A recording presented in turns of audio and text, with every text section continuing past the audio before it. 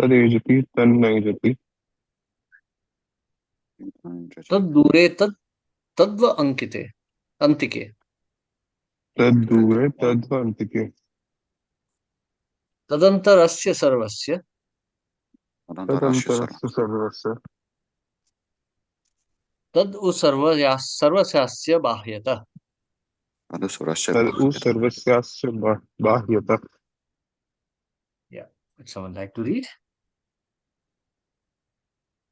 I can read Prabhuji. I'm outside, but I can read. Okay, no problem. Fine. Yes. Translation. The Supreme Lord walks and does not walk.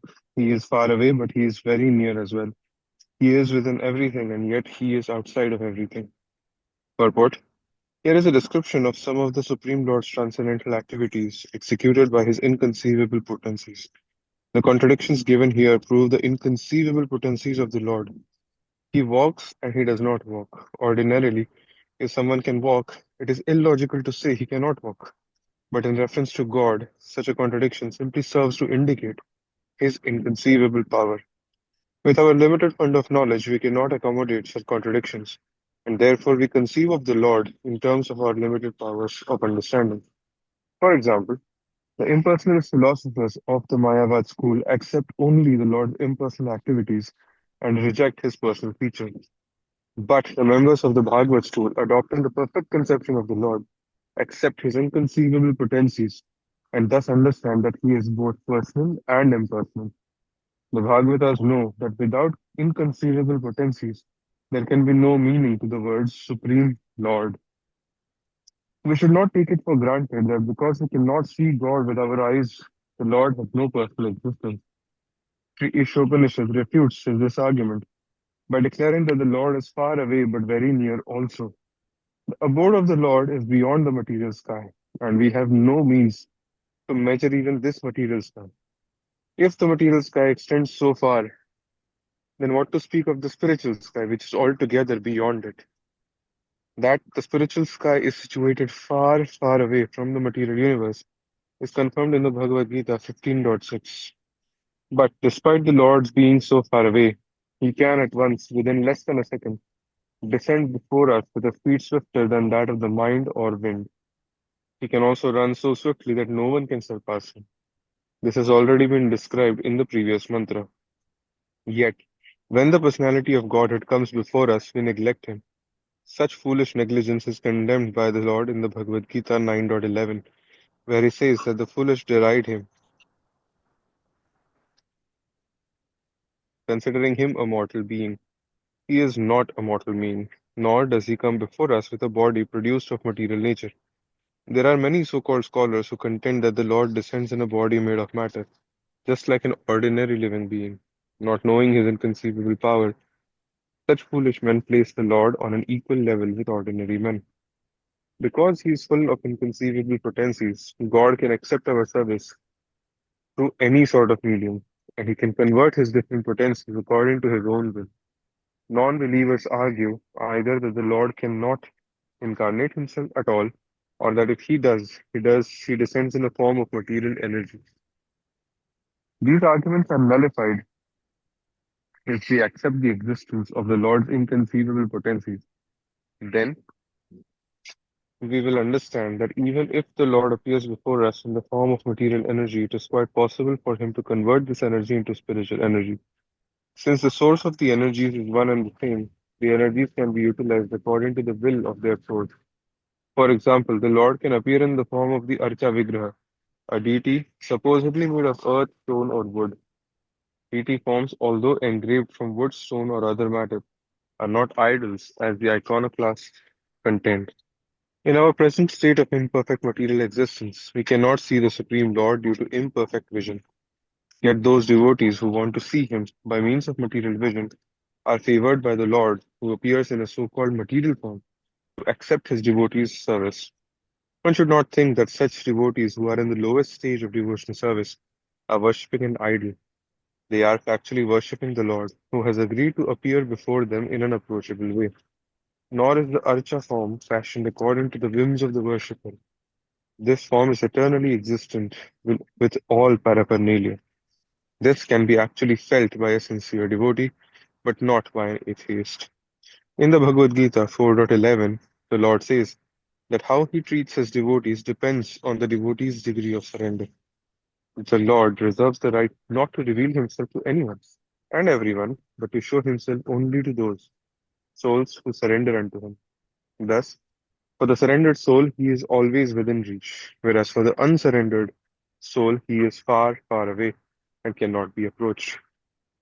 In this connection, two words the revealed scriptures often apply to the Lord, Sagun with qualities and Nirgun without qualities, are very important. The word Sagun does not imply that when the Lord appears with perceivable qualities, he must take on a material form and be subject to the laws of material nature. For him, there is no difference between the material and spiritual energies, because he is the source of all energies. As the controller of all energies, he cannot at any time be under their influence as we are. The material energy works according to his direction. Therefore, he can use that energy for his purposes without ever being influenced by any of the qualities of that energy. In this sense, he is nirguna, without qualities. Nor does the Lord become a formless entity at any time, for ultimately he is the eternal form. The primeval Lord, his impersonal aspect of Brahman effulgence, is but the glow of his personal rays, just as the sun's rays are the glow of the sun god. When the child saint Prahlad Maharaj was in the presence of his atheist father, his father asked him, "Where is your God?" When Prahlad replied that God resides everywhere, the father angrily asked whether his God was within one of the pillars of the palace, and the child said yes. At once the atheist king shattered the pillar in front of him to pieces, and the Lord instantly appeared as Narasimha, the half-man, half-lion incarnation, and killed the atheist king.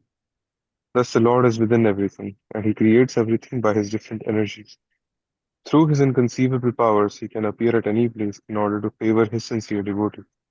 Lord Nrsimha appeared from within the pillar, not by the order of the atheist king, but by the wish of his devotee Prahlad.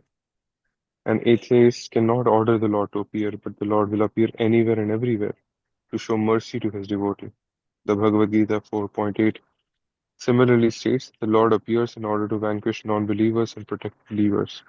Of course, the Lord has sufficient energies and agents who can vanquish atheists, but it pleases him to personally favor a devotee. Therefore, he descends as an incarnation. Actually, he descends only to favor his devotees and not for any other purpose. In the Brahma Samhita 5.35, it is said that Govinda, the primeval Lord, enters everything by his plenary portion. He enters the universe as well as all the atoms of the universe. He is outside in his Virat form and he is within everything as Antaryami. As Antaryami, he witnesses everything that is going on and he awards us the results of our actions as karma phala. We ourselves may forget what we have done in the previous lives, but because the Lord witnesses our actions, the results of our actions are always there. We have to undergo the reactions nonetheless. The fact is that there is nothing but God within and without. Everything is a manifestation of his different energies, like the heat and light emanating from a fire, and in this way there is a oneness among his diverse energies. Although there is oneness, however, the Lord in his personal form still enjoys unlimitedly all the pleasures enjoyed minutely by the tiny part and parcel living entities. Hare Krishna, Prabhuji. Thank you very much. Hare Krishna, Prabhu. Thank you. Hmm. So, tad ejeti tad nejati. He walks, but he does not walk. He is very far away, but he's also very near. He is within and he's without. And he is out. So, in this way, the Lord exists. See, Srila Prabhupada has given some very interesting, references here. So, so Krishna is talking about his spiritual world. Natad bhashyate surya na shanko na pavaka yad gatva na nivartante tad dhama paramam mama. That's a very interesting point. Many times devotees have this kind of like a doubt. Krishna is saying yad gatva na nivartante tad dham paramam mama. He who reaches my abode never comes back. And many times devotees have this question, but what if I suddenly fall down and I come back again? Srila Prabhupada said that yes, it is possible.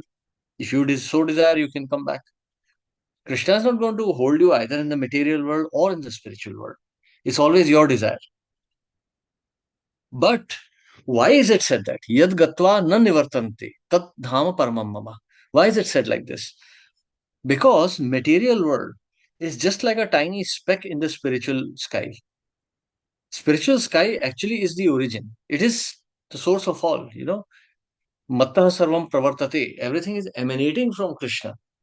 Everything is emanating from the spiritual sky, which is just a manifestation of Krishna's prabha. So naturally, material world is actually like an illusion. You can't keep on getting illusion all the time.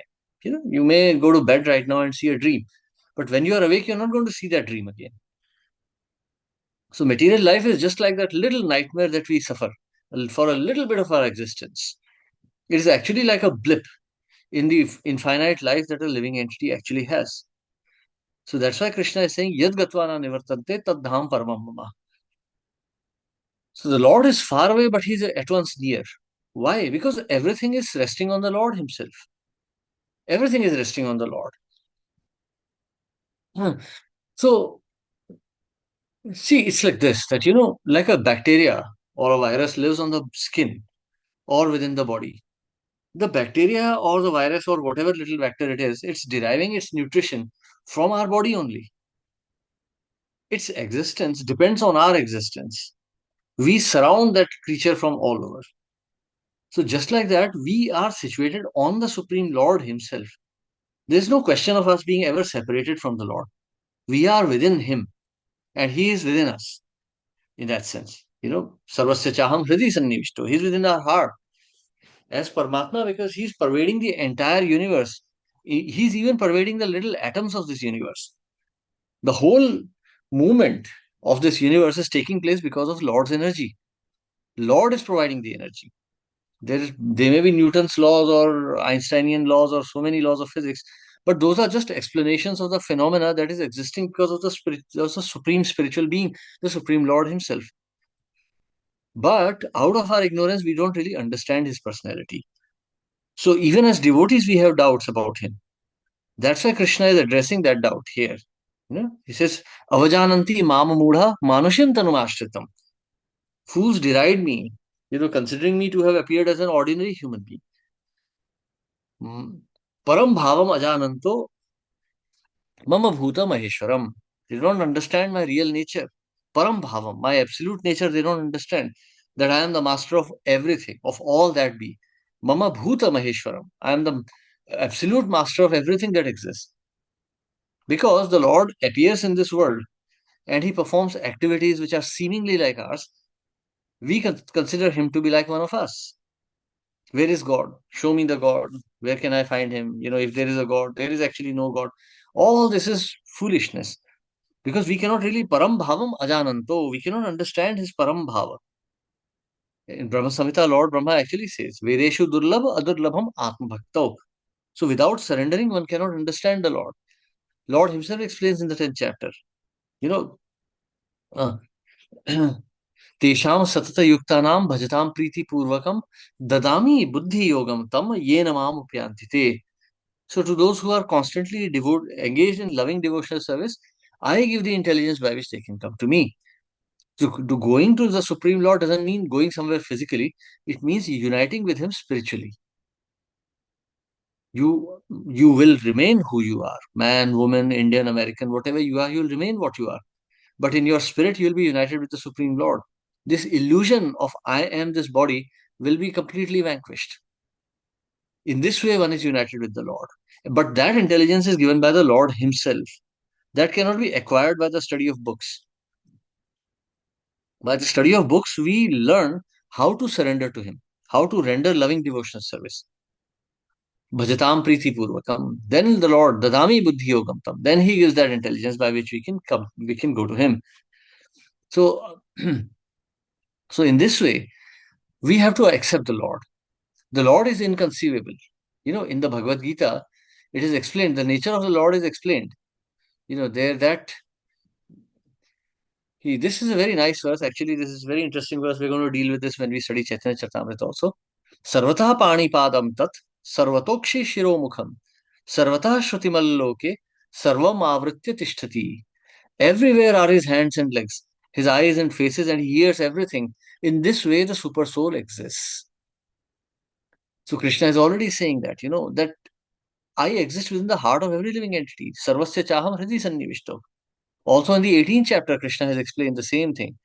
Ishvara sarva bhutanam hridadeshe arjuna tishtati. Brahmyam sarva bhutani yantra arudhani mayaya. So he's not just situated everywhere. He's not just aware of every living entity's thoughts, but he's also directing their wanderings. Brahmyam sarva bhutani yantrarunani maya. So the living entity may be sitting in his material body and thinking he's independent, but all his so-called instincts, intelligence, they're all coming from the Lord only. So the living entity is literally situated on the Lord at all times. He's not independent at any moment. In this way, the Lord exists. So this is the supremacy of the Supreme Lord. This is the supremacy of Krishna. Actually, we're not using the word Krishna here, we're using the Supreme Lord here. So it's very, very difficult to understand. So, but how do we understand the Lord? So, bhajatam priti purvakam, by loving devotional service. That's the means to understand the Lord. So, ye yathamam prapadyante tams tathaiva bhajamyaham. So, ye yathamam prapadyante tams tathaiva bhajamyaham. To the degree one surrenders, I reciprocate. So, in this way, the living entity is living. So, now this is a very interesting verse. Ye yathamam prapadyante. Now, we understand from this verse and many verses of Bhagavad Gita also that the Supreme Lord is on and all in all. He is complete. He is the absolute truth. Then how do we explain or how do we understand atheism? How does that even exist? What is Lord's mercy in atheism? How is he reciprocating with the atheists? So ye thamam prapadyante tams tathaiva bhajamyaham. Mama vartamanu vartante manushya partha sarvasha. So Krishna is saying mama vartamanu vartante. The paths directed by me, every living entity is following. So how does an atheist follow that? So Krishna is giving the intelligence and forgetfulness by which the atheist is able to forget him and consider himself independent. So for example, we see the scientists, engineers, they have developed so many machines and so many technologies. And then they say that, where is the Lord giving all of this? So this, for example, steam locomotive, where is it mentioned in the Bible? Or where do you find the technology in, say, Bhagavad Gita or the Vedic scriptures? Certainly it is not there. Because such kind of useless inventions are not needed for the living entity to sustain his few years in this material world. So this intelligence is given by the Lord, seeing the keenness of the living entity to forget him and become devoted to this material world. Krishna gives this inspiration, he gives this intelligence. And this is still insignificant. Krishna has given much more powerful intelligence to many other demons. For example, in the Srimad Bhagavatam, it is mentioned that when the demon there is a time when demons develop invisible airplanes and they travel on those and they destroy planets. At that time the Lord appears as Buddha and he baffles their intelligence. So certainly that's spoken of some other age, not this age, but we can see that demonic intelligence can develop still further. In fact, we are at a very rudimentary stage of demonic intelligence. So right now our demons can only travel in an aeroplane from one country to another, and even then they crash. But these demons, they are traveling in invisible aeroplanes between different planets. So such intelligence we are yet to see. But all of that is coming from Krishna only.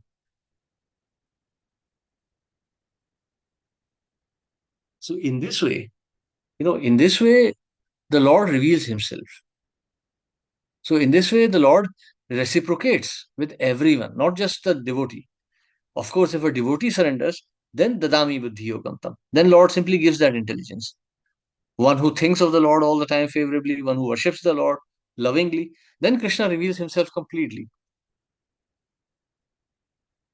So, so Krishna also says in the Bhagavad Gita that he appears from time to time.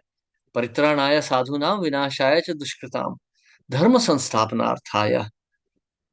So, so he appears, so he protects the devotees, he vanquishes the demons, and he re-establishes the principles of religion. Dharma sansthapanarthaya sambhavami yuge yuge. Again and again. But a devotee, Vedeshu Durlabh Adurlabham Atma Bhakto, because the devotee loves the Lord, he accepts the so-called limitations that the Lord exhibits in this world. He left the gopis. He banished Mother Sita. So he displays some kind of human weakness, but the devotee can understand. Lakshana jani, muni shab jani, dekhi karah vichar. The great sages, the great devotees, they understand the nature of the Lord. They know that this is the Lord, but he is not displaying his full potency. For example, in the case of Bhagavad Gita also, Krishna displayed his Virat manifestation only when Arjun requested. Otherwise, he did not. He stayed as a two-handed Krishna only. I mean, not before, not after. Krishna was not merrily going on displaying his Virat manifestation to everyone. Only when it was requested. And once before, only when Duryodhan was pressing him too much. So in this way, the Supreme Lord exists, and he is Suhridam Sarvabhutana. He is well-wisher of every living entity. So at the same time, even though he may be very powerful, he may be all in all, he may be the absolute truth, but still he is most merciful. Suhridam Sarvabhutanam Gyatva Mam Shantim Brachati.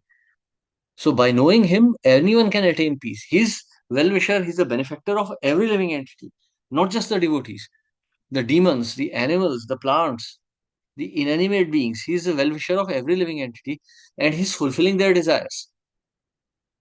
So by fulfilling their desires, he's showing them the temporary nature of their manifestation so that they may become purified and eventually proceed further onto the true spiritual path. So in this way, the Lord exists everywhere. He can see. So he walks, but he does not walk. He's very far away and he's very near. He's within and yet he's without. Because the Supreme Lord is the supreme platform on which everything rests. Hare Krishna. Yes, any questions or comments? Yes, Prabhu.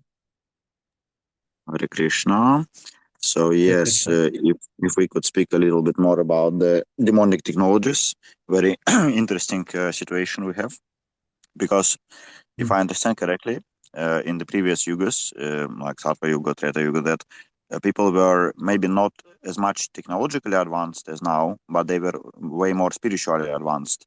And from Srimad Bhagavatam, that weapon, like almost like the nuclear weapon, but it is initiated by a mantra, and then it can do target damage specifically to those it was deployed, but not wiping out whole populations. So very advanced weapon. Then, as I understand, they were traveling between continents as well, and civilization was global. Now we don't have such commodities, unfortunately. We have degraded so much that even the purest of devotees cannot travel through continents without the use of airplane. So we are in a situation when we actually have to use again demonic technologies, and even that now we are speaking, we are using some androids or iPhones or whatever programs. So they were all created by this kind of atheist personalities, and some of them might have evil intentions. It doesn't matter to us because we are using it for devotional progress of us and others as well. So then we can also be using it to spread Krishna knowledge, and of course it has been used quite a lot, like the YouTube, everything, like all this kind of usage of internet, modern technologies, traveling using modern technologies. So we cannot absolutely avoid it, and if we try, then of course it will be again limiting us, and limiting also the spreading of Krishna's consciousness across the planet. So we are in that situation when we are slightly in denial of that because they are demonic devices, yet we are forced to use them because we have lost our skills to to communicate otherwise or to travel otherwise.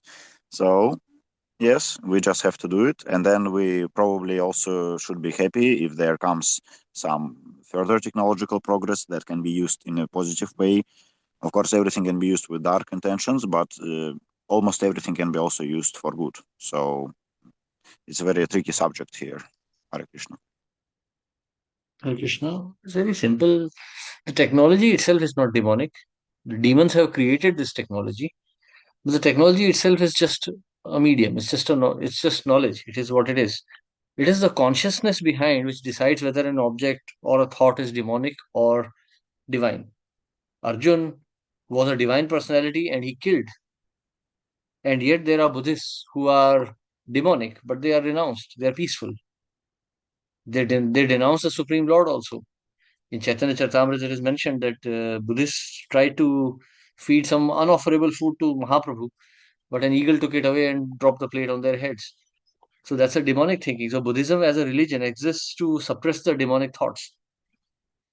So they talk about absolute peace, and yet they're demonic because they deny the Supreme Lord. Arjun was a devotee, and yet he fought and he killed men on the battlefield. So it is not the action itself; it is the consciousness behind the action which decides whether it is divine or demonic. So technology, yes, Prabhupada used to travel in aeroplanes. It's a technology devised by demons. Not that the designers of Boeing or Airbus are some kind of divine personalities. They are certainly meat-eating demons. But the technology is being used to serve the Supreme, so it becomes divine also. Yes, but a devotee will not spend all his life in just trying to find out how to fly out of from Earth, because that's of no use. But if a demon has created, this is called this is like one of the philosophies mentioned by Prabhupada, that a devotee is like a snake. A snake does not dig holes in the ground. It simply uses the holes dug by rats. So a devotee uses whatever is created by demons, but he does not create himself. A devotee is not going to sit down and devise new means of, new types of concretes to make stronger temples or design better cars to travel faster. No, whatever exists, we just use it. Yukta Vairagya. Ajagar Vritti, right? What Prabhupada says. Ajagar is different. Ajagar is simply accepting whatever comes. Okay. The snake is simply lying on the ground, waiting for the food to come, and Krishna sends him the food. Mm-hmm.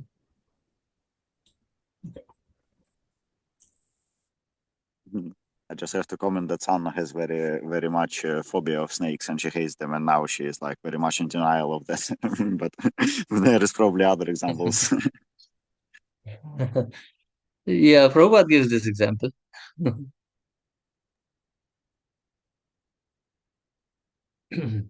Krishna, thank you. Hare Krishna. I'm also phobic of snakes. Snakes, earthworms, millipedes, centipedes, all kinds of long body crawling creatures. So, all right. Yes, yeah. We might be snakes, but we have good intentions, so that's all right. That's okay. Yeah, just the mentality, not that we actually become like snakes. We just follow this particular example of snake. Snake is a very envious creature. Right, so we stop here today. We continue on tomorrow with further discussion on the Isopanishad. So Hare thank you Krishna, very Prabhu. much, everyone.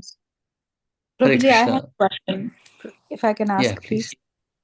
Yeah, Prabhuji, yeah. I was listening a lecture yesterday by Keshanan Prabhuji. In his lecture, he was saying, when you chant, think as if Krishna, when you say the word Krishna, means Krishna is right there with you. So chant as if you are feeling Krishna is right there with you. Okay? So when we read the scriptures, we are reading, you read and you learn to surrender. You learn to see Krishna's supremacy everywhere, है ना? And then Krishna will reveal himself, as you said in the will reveal himself to you based on the devotion and the desire. So if when Krishna reveals himself, when we chant, I personally do not understand when this instruction that feel when you say the word Krishna, feel Krishna is right there, How Naam Nami Ek hai. How do you feel that? Isn't that something Krishna will reveal based on the devotion that you have? Yeah, of course. You can't feel it, you accept it theoretically. In mathematics, we have a hypothesis. We just say, okay, we make an assumption and then we Hmm. try to prove it. So bhakti is also, Cheto Darpana Marjanam. Like Srila Prabhupada always said one thing, that you should chant very respectfully, purify yourself and start chanting, but chant only on the name. Srila Prabhupada never really discussed too much about the ways and moods of chanting. He just said focus on the name. Hare Krishna, Hare Krishna, Krishna Krishna, Hare Hare, Hare Ram, Ram Ram, Hare Hare. O energy of the Lord, O Lord, please engage me in your service. Hmm. So we do not know what service that is, how it is, Yeah. what is the Lord like. No, we don't need to do any of that. It's just a prayer. Hmm. When you write your, application for passport, you say to the passport officer, You don't really feel the presence of the passport officer. Hmm. It goes True. to the passport officer, he does it. So you just chant like that. Because if you try to imagine something, Nam Nami Ek Hai and all this, if you try to imagine all of that, you will become a Sahajya. You lose that connection that you had in chanting. I I I feel like, okay, I'm lost when I just start thinking, oh, feel Krishna and Krishna's name is same. Okay, the emotion that you had for chanting kind of goes away. It's more Just like chant, focus on the holy name. it's more like we have some faith that Krishna is there. We don't try to visualize. Yes. True. Yes. Because he's listening. Otherwise, how would you listen? Hai na? So think it is Krishna's name, you do it very cautiously. For example, Hmm. if you go to say some government office where you have some important work, like for example, you have to apply for driving license or something. When you go there, you sit respectfully. You don't you don't start listening to rock music there or do something. So For when your us. time comes, they call you, you go and you do your work. So Hmm. chant very respectfully and concentrate on the holy name, offering it as a prayer, Hmm. understanding that Krishna is listening to this. When I say Hare Krishna, Krishna is listening to it. Hmm. And then, Prabhuji, practically the stage we are at, for us, the realizing Supreme means understanding His presence in every minute thing. Understand that He is behind it.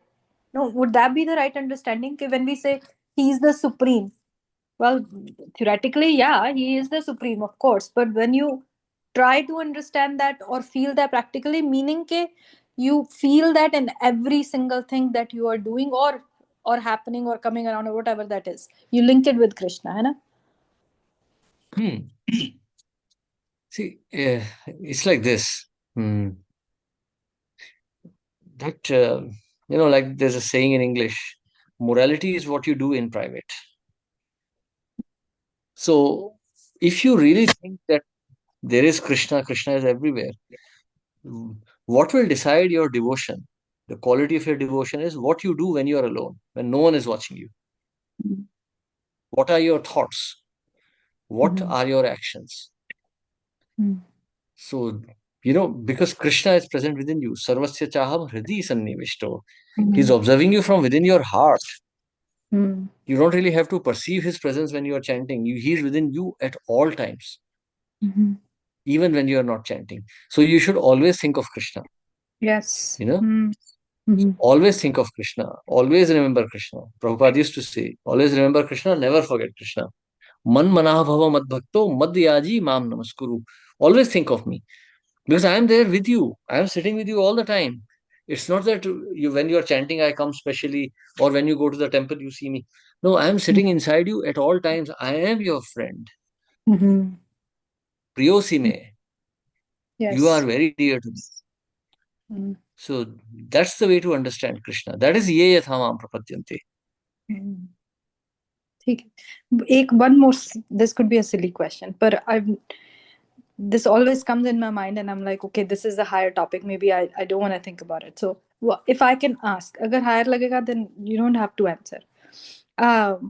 It says ke when Krishna, we say Krishna is everywhere. Gopis, for them too, Krishna, they knew everything. Ke who is Krishna, he's everywhere, like they knew everything. Yet how is that possible कि Krishna is everywhere, they see Krishna everywhere, yet they are trying to look for Krishna? कि वो ढूंढ क्यों रहे हैं जब कृष्णा हर जगह पे है ना? Gopis are And not the same thing philosophers. is with Mahaprabhu, no? Mahaprabhu is showing bhav of Radharani who's trying to find Krishna.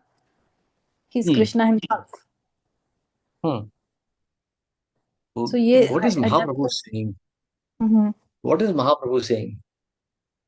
He's saying, Naya, what is that? Actually, Mahaprabhu is playing the role of a non-self-realized soul. Nayanam galadashru dharya vadanam gadgad ruddhaya gira. निचितम Vapu कदय वपा पुलकैर निचितम वपु कदा तव नाम ग्रहणे भविष्यति. So when will my eyes be drowning in your tears? When will my voice choke up? So he's not saying that I have seen Krishna. That is viraha bhav. That's the mood of separation. So mood of separation is a special type of ecstasy. So that's also an ecstasy. Otherwise, there is, see, sambhog and viyoga. There is no meaning to sambhog if there is no viyoga. If there is no separation, where is the question of meeting the Lord? Where is the ecstasy of meeting the Lord? That's the whole Ras Leela. Ras Leela is not some kind of a sexual pastime between some girls and boy. It's a very complex interplay of pure spiritual emotions. Actually, we cannot understand it. But we understand what our acharyas are explaining, especially Srila Prabhupada.